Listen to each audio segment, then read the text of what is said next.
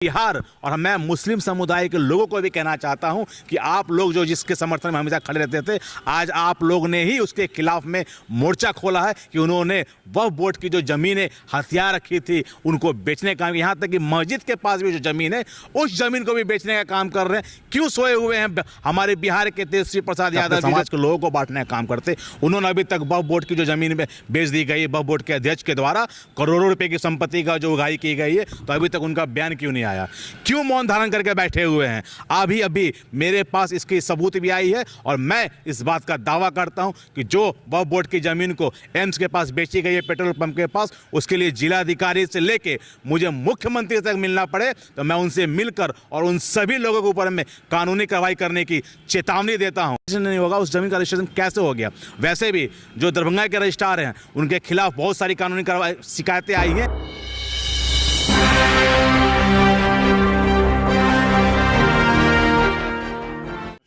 नमस्कार, बिहार मिथिला न्यूज़ में आपका स्वागत है। मैं हूं मनोज।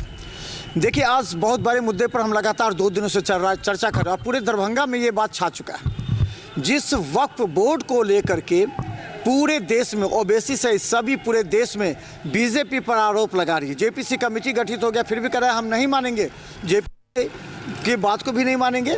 और इस पर कहा जा रहा है कि मोदी जी अब नया कानून लाने हैं वक्फ पर, उसका विरोध हो रहा है। लेकिन दरभंगा में भी अगर 2 दिनों से चर्चा खूब छाया हुआ है कि दरभंगा एम्स के पास पेट्रोल पंप के बगल में 22 एकड़ ज़मीन जो वक्फ की थी उसको मुस्लिम ही के द्वारा बेचा गया। आज अगर बीजेपी समर्थित या किसी के द्वारा बेचा गया रहता तो पूरे देश में आज मुद्दा बन जाता। लेकिन आज दरभंगा के नेता कहाँ हैं? हमारे साथ जैसे ही खबर मिली, बीजेपी नेता अंकुर गुप्ता हमारे पास पहुँचे। अंकुर जी, आपने सुना है पूरा खबर, क्या लगता है ये क्या जायज़ है? आप लोग वक्फ को हटाने के लगे हुए हैं और लोग कह रहे हैं कि वक्फ। सबसे पहले तो मनोज जी, मैं आपको तहे दिल से शुक्रगुजार हूँ और आपके मिथिला मंच को जो दरभंगा में एक ऐसी खबर को आप दिखाने के लिए आगे बढ़े हैं सबसे पहले, कि जिससे आज पूरे भारत के जितने भी वक्फ बोर्ड के समर्थक हैं उन्हीं के समाज की बात मैं कर रहा हूं। और जिन लोगों ने वक्फ बोर्ड का निर्माण किया था अपने शासनकाल में, उनके चेहरे पर से पर्दा उठने का काम जो आज आप कर रहे हैं, मैं आपको वाकई में ही पूरे भारत और पूरे मिथिलावासियों की तरफ से आपको धन्यवाद करता हूं कि वक्फ बोर्ड के जो संशोधन का बिल अभी के शासन में लाया गया, उसके विरोध में बड़े बड़े दिग्गज नेता अपने अपने मंच से कहे उसके विरोध में खड़ा हो गए।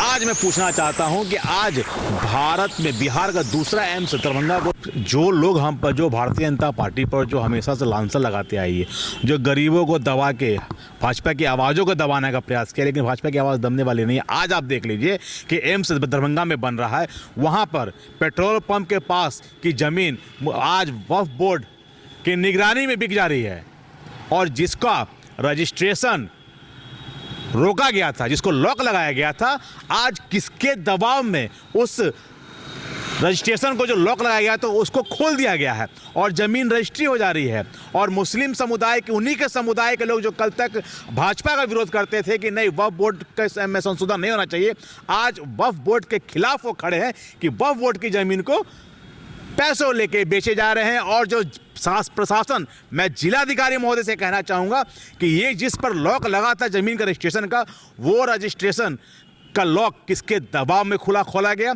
और जो रजिस्ट्रार हैं उनके खिलाफ कानूनी कार्रवाई होनी चाहिए कि या तो वो वक्फ बोर्ड के मिले गए पैसों के मार्फत उन्होंने उस लॉक को खोलने का काम किया है या फिर किसी के दबाव में आके काम करने के। अब पूरा देश, पूरा भारत, पूरा बिहार और मैं मुस्लिम समुदाय के लोगों को भी कहना चाहता हूं कि आप लोग जो जिसके समर्थन में हमेशा खड़े रहते थे, आज आप लोग ने ही उसके खिलाफ में मोर्चा खोला है कि उन्होंने वक्फ बोर्ड की जो ज़मीनें हथियार रखी थी उनको बेचने का, यहाँ तक कि मस्जिद के पास भी जो ज़मीन है उस ज़मीन को भी बेचने का काम कर रहे हैं। क्यों सोए हुए हैं हमारे बिहार के तेजस्वी प्रसाद यादव जी, जो कहते हैं कि मुस्लिम के ऊपर अगर कोई आँख उठा कर देखेगा तो उसकी आँखें निकाल लेंगे। तो अब आप जाइए, उसी मुस्लिम के साथ खिलवाड़ हुआ है, उनकी भावनाओं के साथ खिलवाड़ हुआ है। जिन्होंने किया वक्फ बोर्ड के जो अध्यक्ष हैं उनकी आंखों को निकालने का काम कीजिए, उसके बाद बात कीजिएगा, उसके बाद बिहार की जनता को गुमराह करने का काम कीजिएगा। और आपके परिवार हमेशा गुमराह किया है। ये जो परिवार हैं जिनके दादा परदादा ने डोनेट किया था कई पुश्तों से, और उसको जो लोग भटक रहे हैं सारे कागजात लेके, कम से कम 5 मुस्लिम परिवार भटक रहा है कागज़ लेकर के उस वक्फ बोर्ड की ज़मीन को बचाने के लिए, जिसे बेचा जाए, करोड़ों रुपए में उस ज़मीन को बेच दिया गया है। तो अब सवाल ये है कि आखिर वो नेता कहाँ गए, जो नेता आप लोग पर आरोप लगाते हैं कि आप लोग वक्फ के नाम पर, वक्फ की संपत्ति को आप लोग सनातन बोर्ड के नाम पर आप उसको दबाना चाहते हैं। तो अब सवाल, अब किससे सवाल पूछिएगा? जो लोग हैं उन लोग अभी तक खामोश हैं। इस पर तो अभी तक तो ओवैसी जी को जवाब देना चाहिए था कि वो उसके मसीहा बनते हैं, कहाँ से आके कहाँ चुनाव लड़ जाते हैं, लोगों के अंदर भेदभाव पैदा कर देते हैं, अपने समाज के लोगों को बांटने का काम करते। उन्होंने अभी तक वक्फ बोर्ड की जो ज़मीन बेच दी गई, वक्फ बोर्ड के अध्यक्ष के द्वारा करोड़ों रुपये की संपत्ति का जो उगाही की गई है, तो अभी तक उनका बयान क्यों नहीं आया? क्यों मौन धारण करके बैठे हुए हैं?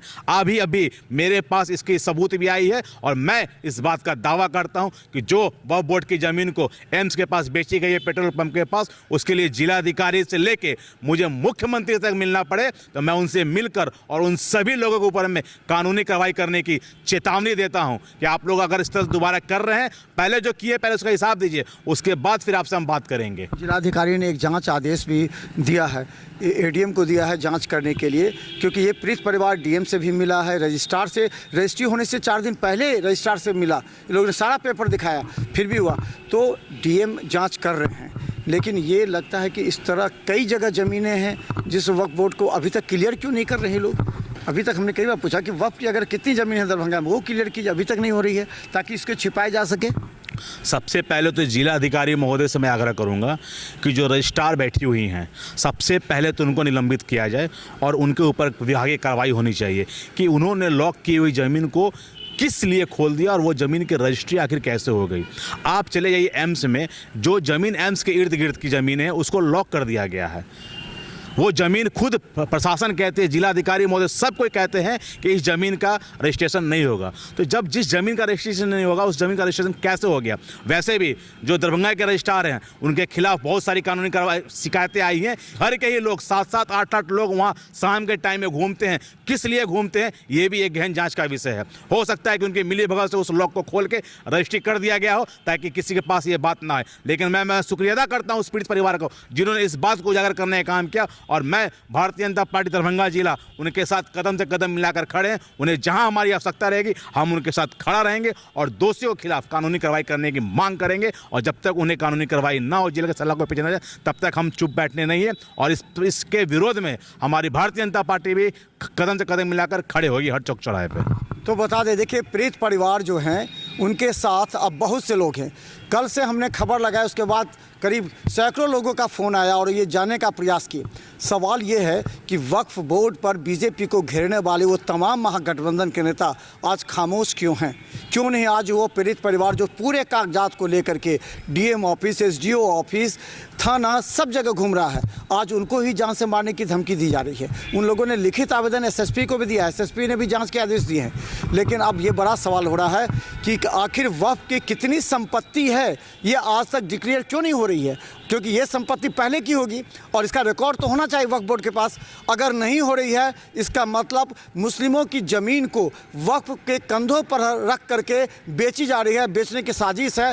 तमाम जो मुस्लिम संप्रदाय के लोग हैं, आज आवाज़ उठाइए, नहीं तो आपके वक्फ की संपत्ति चली जाएगी और आप बीजेपी करते चले जाएंगे। देखते रहे बिहार मित्र न्यूज़। यूट्यूब में सब्सक्राइब कीजिए, GTPS सिटी केबल चैनल को। इस खबर को अधिक से अधिक शेयर कीजिए। धन्यवाद।